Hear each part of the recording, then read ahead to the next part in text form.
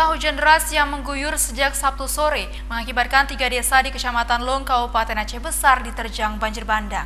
Banjir berasal dari luapan Sungai Pudeng yang berada di desa tersebut.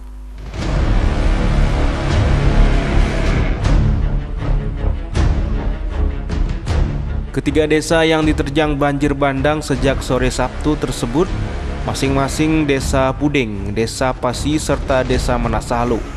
Air yang mengalir cepat dan merambah ke pemukiman warga itu akibat luapan sungai yang ada di Desa Pudeng. Ketinggian air yang memasuki pemukiman warga mencapai 1,5 meter lebih. Akibatnya sejumlah warga yang tinggal di bantaran sungai itu terpaksa harus diungsikan ke tempat yang aman.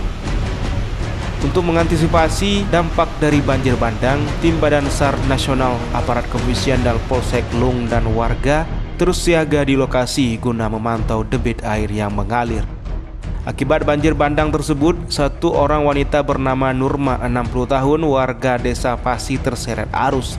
Setelah dilakukan penyisiran sejak sore, petugas terpaksa menghentikan pencarian sementara pada pukul 22 waktu Indonesia Barat karena curah hujan semakin lebat. Dari Kabupaten Aceh Besar, Syukri Saripudin, iNews melaporkan.